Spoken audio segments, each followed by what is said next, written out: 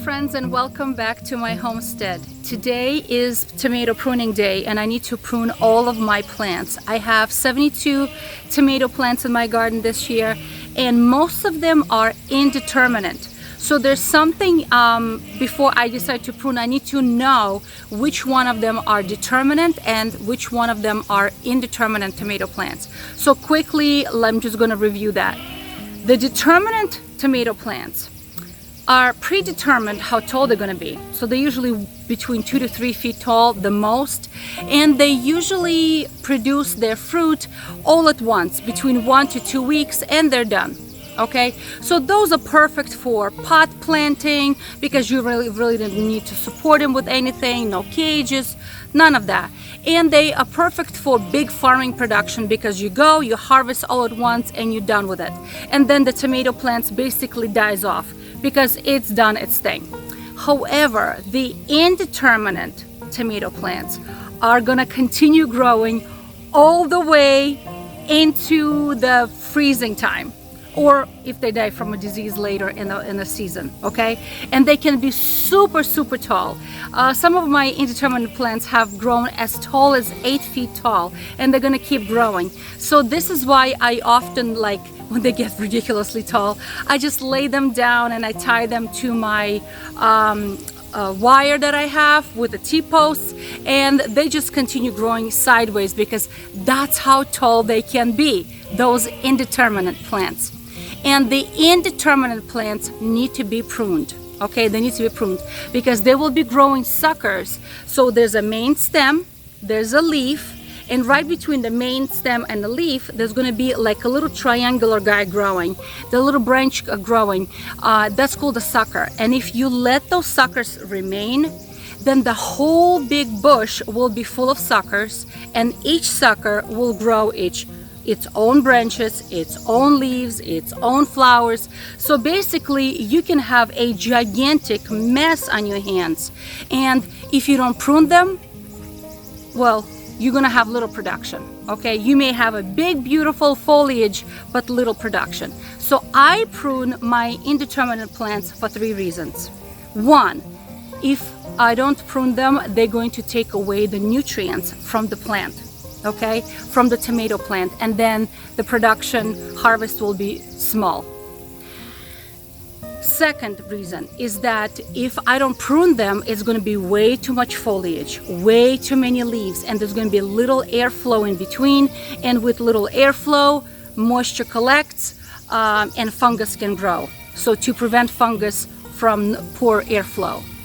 And number 3, the reason why I prune them is because often those suckers become so large and so heavy that they droop down to the ground, and the splashing water from the ground up onto the leaves, onto the branches, can cause soil-borne diseases on a plant as well. So I'm trying to avoid that as well. Okay, so nutrients, fungus, diseases. So all of those reasons why I'm going to be pruning. But like again I said, make sure that you know if it's a determinate or indeterminate. Okay, so the determinate plant, how to identify them, right, is usually the tops will have, let me see if I can find one for you. Usually the tops will have flowers and that's it. No more growing point, just the flowers at the top. However, the indeterminate tomato plant will have a growing point, and that growing point keeps growing and growing unless you want to snip it and stop the growth at some point on your plant. So let's start pruning. So here's an example of indeterminate plant and what it looks like, and let me show you what the top is going to look like. So if you look at the tip, I know my camera is not very high definition, so it's hard to show, but it has a growing tip and it's going to keep growing and growing and growing. Where others, I will show you, that will have flowers right at the top, meaning that it's going to produce fruit right at the top and there will be no more growing point. So this plant in particular has lots and lots of suckers. So let me show you guys. I'm gonna try to bring my camera as close as I can so you can see it better. So here is my plant, and we have the main stem that I tied up using my string. This is the main stem, okay? And then look at this guy.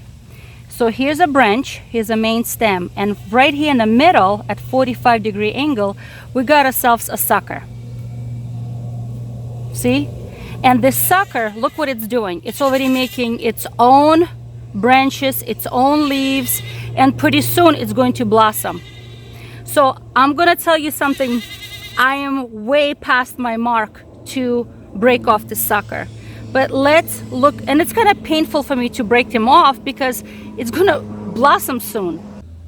Now let's continue looking at this plant. We've got the main stem, we got the branch, and we got a little sucker. And this guy is still small, and I'm gonna just literally just snap him off as clean as possible. Now, when the suckers are getting thick like this guy with a size of, I want to say like a diameter of a pencil maybe, you guys have to use some sort of trimmers. And there are so many different trimmers in the market, thumb held and finger held. I just use regular clippers like this, but make sure you always disinfect them before using. So I have a couple in the bottom that I really need to cut off. So let me show you what's going on the bottom. I'm going to lift up some of these branches. So look at the bottom. It's literally growing its own trees, its own separate bushes. Do you see this guy right here? We got a main stem. We got a leaf, which by the way, it's way too close to the bottom. I'm gonna break him off. And we got a sucker that's turning way too big. Okay, so I'm gonna break him off. You can cut him off or you can break him off just like this, okay? Now let's continue. I'm gonna break off this leaf because it's way too close to the bottom, and this is how we're gonna get soil-borne diseases. Now look at this guy. Look how big it is. Isn't that crazy? We got a main stem, we got a leaf over here, which by the way has to be broken off. It's way too close to the bottom. And then we got a sucker, and this sucker is huge. It's very thick, so it's best to use clippers to make a clean cut. Okay? Now let's take a look at this little guy right here. We got, again, a sucker right here. We got a main stem. We got a main stem. We got a leaf, and we got a sucker right here at a 45-degree angle, and I'm gonna cut them right off. Again, you can break them off or you can cut them off. All right, now look over here. Let me turn this plant a little bit for you. We got a main stem, we got a branch, we got a little sucker. Break him off. And this is how I prune my tomatoes.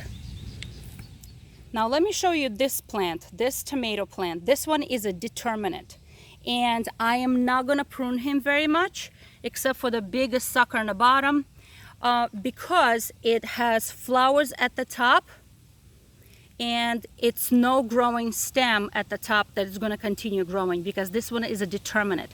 However, it has a very large plant growing from the base of the root, and it's way too much, and it can take up way too much nutrient from my plant, so I'm going to break him off.